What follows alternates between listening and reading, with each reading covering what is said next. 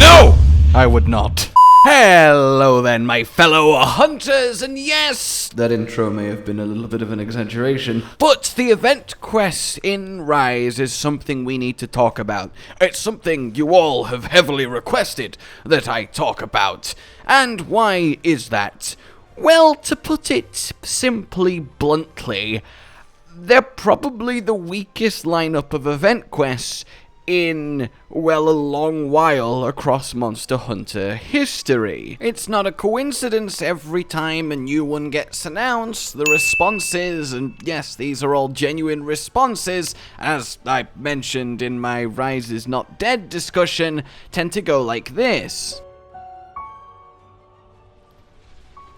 Remember when events were interesting? I have not touched Monster Hunter Rise in over 2 months. What do we get though? Gear, title, stickers, an emote? So what's the reward? This is just an investigation in World Lamau. This one doesn't even seem to have an incentive reward. And while I don't agree with that kind of phrasing or tone, and indeed in my Rise is Not Dead discussion I go heavily into that, it is just a matter of perspective, but also undeniably it's there for a reason. And the question then of course becomes, why? Both why are they weak event quests, and why are there only weak event quests? But why? Why? Though that said, the Akuma one went a long way to kind of help this feeling, but still 1 out of, what, nearly 30 at this point, isn't exactly a good record. Firstly, event quests as a concept is a wonderful way to keep a Monster Hunter game rolling as the months, well, roll on. You get to add in new ways to fight monsters, new special gimmicks, new combinations of monsters on new maps. You get to add in quirky new armor and weapons. You get to do collaborations. In some cases, you can go as expansive as, well, adding an entire single-player little Witcher RPG pseudo-esque mode in Iceborne, which is one of the single best, well, event quests they've ever done. I mean, that's update level, isn't it? But still, it is inherently an event quest. But at the same time, you can have things like the 1,000 billion collaborations of Generations Ultimate. Seriously, what the hell? There is so many!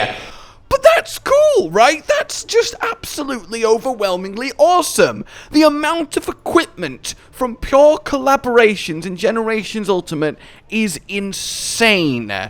And that is a lot to be working with, and some of it really, really good. All of it certainly fun. And a lot of the times, they're a win-win for everyone. We get to enjoy new little bits of stuff, and they're not the most complicated to actually implement, because a lot of the time, it's just tweaking existing monsters into different configurations, and that's not the most intensive thing to do. Even if we go all the way back to Monster Hunter 4 Ultimate, before Generations Ultimate, you got a little DLC pack every month for a while. And that was really, really awesome. You got a huge collection of brand new arena configurations, collabs with new equipment and armor, and even special hunts known as episodic quests, where you could do really out there things like literally having to fight a Seregios on the sandship boat that you usually hunt Darren Moren and Jen Moren on. And that's a completely unique experience. Yes, it's just a combination of map and monster, but it's one that is really special, because it really is unlike anything the game has previously offered. And I think that's really the nail on the head there. The best event quests are event quests that offer something that the game has not previously offered. And that can be on a really simple base level of, hey, you're not normally able to hunt this monster on this map, but thanks to this event quest, now you can. And thanks to that, you can see how its moveset and the flow of the hunt interacts with the zones in that map, and you'll have a different experience, because ultimately every hunt, even against the same creature, is going to play out differently every time. So you shift a little element like that, and you get something a little bit memorable. You can put two monsters together that have previously never been huntable together. You can play with sizes, small and giant is the easiest way to make something, well, a lot of fun. The tiny gamma in Generations Ultimate, for example, I think is one of the most prime examples, but we've had giant tinies in Iceborne, in GU, in 4U, and there's even little things like weapon contests where the winners get implemented in an event quest to get the actual equipment itself, and that's another thing it can offer. The actual quest itself can be a monster that you've obviously hunted before, it can be in a map that you've hunted it in before, but if the reward is a new piece of equipment that will actually change things up or give you a new build to try or actually provide something interesting, then yeah, suddenly it becomes very, very compelling. Obviously, you can combine all of these things together and create absolutely masterful experiences when it comes to event quests. Again, like the Witcher one, but at the same time, it's really not necessary to make them truly interesting. And if you look at Iceborne's roster, well then you start to have your breath taken away, don't you? I mean, obviously we have to immediately go to the festivals. They were a genius idea and they work beautifully. 2 weeks, an entire bunch of event quests, coming with weapons, coming with armor, coming with fun little collectibles added on top. It's just a real parcel and package of fun that can regularly be added and gives you a real reason to play quite intensely for a couple weeks until you fully got everything out of it. And all wrapped up in this fun flavor of a themed kind of party-esque thing happening in the gathering hubs. It just has a perfect flow to it, and they're like mini updates in of themselves that don't necessarily add any new monsters per se, though some of them did add the Arch-Tempered and the like, which came with major new armor sets, but it just kind of gives a different vibe, a different feeling for a while as you go about collecting everything that's new. And that's kind of it, right? If you're doing an event quest and you're hunting a monster that you've hunted loads on a map that you've hunted it on loads, and the reward isn't anything tangibly new to play with, it kind of has a big question of, well, why is this an event quest? What is the purpose of it? I'm not really sure what's going on, right? And not that every single event quest needs to be something ridiculous, of course not. But when nearly every single event quest doesn't offer anything any more substantially fun than just normal random optional quests you could go on at any point from the start of the game, you kind of feel like a bit of a head-scratching moment. And of course, to focus more specifically on collaborations for a second, they are a very good way to add something, well, fantastically interesting, while also bringing in a bit of excitement from another franchise or series that a Monster Hunter player might love.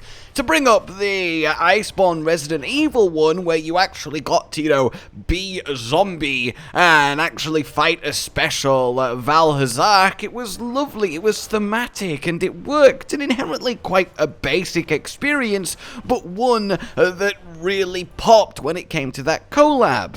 You have stuff that's a little bit smaller scale, like the little Assassin's Creed one, that just gave you a new mantle, but that new mantle that lets you do more damage on your hit that starts combat with a monster started getting used in certain speedrunny-esque niche strategies, so even that adds something very nice. And hell, even Iceborne had 2 separate Street Fighter collaborations for 2 of the characters. Now, I will admit, this is the one thing Rise has knocked out the park with its most recent Akuma collaboration and event quest. The armor is a lot of fun, and there's a lot of effort gone into it, a lot of custom animations, and it's very, very cool. The actual event quest itself, giving you a taste of super powerful Rajang, is also very cool. A bit of challenge and a lot of fun to overcome, and that's another way too. Make a super hard version of something, like the giant moss swine that one-shot you, the giant Conchu in the older games that was terrifying as much as it was exciting, the tiny mini Nightshade Palumu that one-shots you in Iceborne.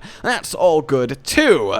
So I'm really hoping that Akuma signifies the start of collaborations that really are something special when it comes to Rise, as that's the main hope. help. There's still a few left, and if they keep improving at the rate that they're currently improving, well, we might have something really awesome on our hands. Aesthetics, layers is all well and good, and as I said, the accumulated armor is one of the best, well, just full stop. The effects on it are wonderful, but I would love actual mechanical affecting stuff. I really would. And God, looking at Iceborne's collection of event quests, I mean, as I mentioned, just the festivals and the equipment they brung, the beer jewel blades, the muscle suits, I mean, there's so much that's quirky and fun, isn't there? You just go through the list and it's like, oh, I remember that, that was great, I remember that, that was also great, oh, that was really cool too, and not to mention Archtempids across both base and Iceborne, it just really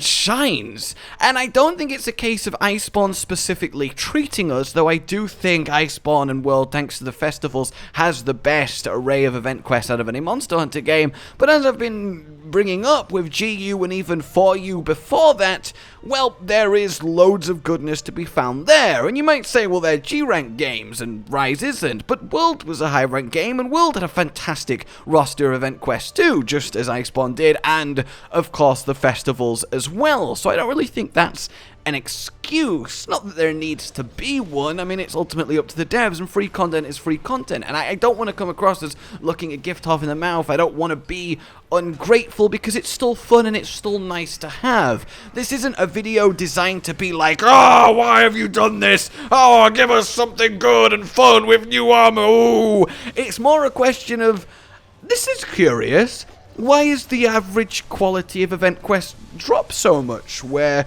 the past 3 main games have all had such, well, high, entertaining stuff? What actually happened? And that really is what's going on here. What has actually happened? Because you look at the Rise event quest list, and, I mean, I can only really point out 3, maybe 4 out of, well, all of them, like, what, 20 at this point, that has been added that I think are really actually quite good, at least, you know, compared to their rest.